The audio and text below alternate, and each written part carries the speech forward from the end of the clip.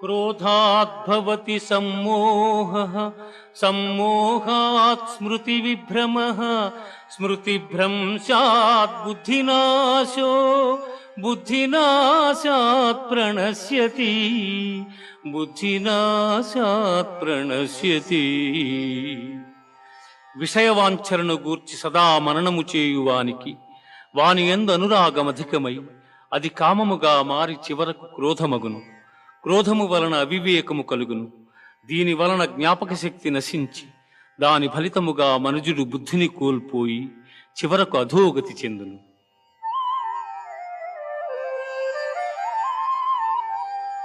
ఏషా Brahmi స్థితిః Partha నైనాం ప్రాప్య విముహ్యతి